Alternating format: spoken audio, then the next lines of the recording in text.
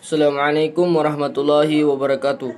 Perkenalkan, nama saya M. Iksan, Stambuk A42121074. Di sini saya akan menjelaskan tentang sejarah pendidikan jasmani dan olahraga di Indonesia dan di dunia. Sejarah pendidikan jasmani dunia pada zaman kuno. Mesir kuno.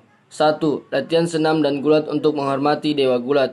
Kedua, permainan, mengangkat dan mengayun benda, renang, pemain bola, permainan dengan raket, adu sapi jantan. 3. Gulat, renang, gimnastik sebagai latihan kekuatan untuk perang. 4. Menari, hal yang istimewa bagi Mesir. Yunani kuno. 1. Aegan, akrobat, perburuan, bergumul dengan binatang buas atau gladiator, dan menari, perempuan. 2. Homerik, perlombaan kereta, kuda, tinju, dan gulat. 3. Sparta, bertahan hidup, pembelajaran dan pelatihan terhadap jasmani dan moral, latihan jasmani untuk militer. 4. Athena, permainan anak-anak, bidang studi olahraga senam atau palestra, guru yang ahli dalam berbagai olahraga, latihan jasmani kemiliteran. Pekan olahraga Panhellenik. 1. Olimpia. 2. Pitian, menghormati dewa Apollo, tahun ketiga setelah Olimpia. Ketiga, Nemean, menghormati dewa Zeus pada bagian pertama setiap musim panas yang kedua. 4. Istiminan, menghormati dewa Poseidon pada musim semi setiap tahun yang kedua. Pendidikan jasmani di Asia. Jepang, latihan-latihan militer dan senam untuk membentuk militer yang kuat. 2. Program pendidikan jasmani setelah Perang Dunia Kedua. 3. Pendidikan jasmani dari sekolah dasar sampai perguruan tinggi. 4. Aktivitas olahraga, permainan, menari, keterampilan gerak, ketajaman sosial. 5. Pemilihan aktivitas-aktivitas dan metode mengejar yang selektif. Cina. 1. Senam dan permainan diperkenalkan oleh para misionaris dan persekutuan muda Kristen. 2. 1929 diwajibkannya program Penjas. 3. Standarisasi program pendidikan jasmani. 4. Menyelenggarakan sejumlah besar pertandingan amatir lokal. 5. Partisipasi anak-anak gadis dan wanita meningkat, terutama dalam renang, bola voli, bola basket, tenis, dan softball. Sejarah pendidikan jasmani di Indonesia. Ada 3 periode sejarah. Yang pertama zaman kerajaan, yang kedua zaman penjajahan Belanda dan Jepang, yang ketiga zaman kemerdekaan. Zaman kerajaan. 1. Olahraga atau latihan jasmani pada zaman ini sudah ada kegiatan-kegiatan untuk rekreasi dan usaha pembinaan jasmani atau melatih keprajuritan. Kedua, pengaruh Hindu, Hatha Yoga. Untuk kesatria harus mahir kemiliteran, berburu, naik kuda, menggunakan senjata dan pedang, tombak, gada, keris, dan lain sebagainya.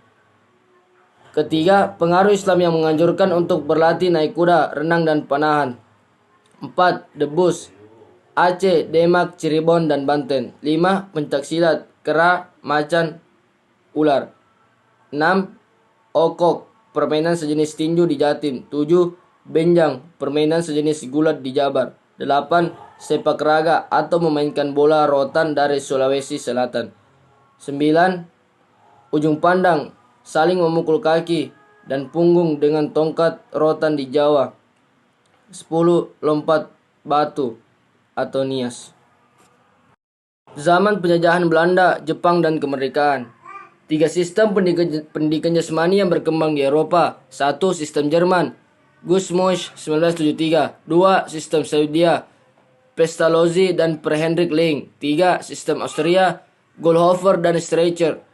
Sekolah Senam dan Sport Militer di Bandung pada tahun 1922. Lembaga bagi guru pendidikan jasmani, ILO Academic Institute for Liachemel-Jik Awarding di Surabaya. Berdiri PSSI, pelatihan pemuda-pemudi Indonesia dalam kemiliteran dan olahraga tradisional Jepang, sumo, kendo, judo, karate, taiso diajarkan di sekolah-sekolah dengan diiringi.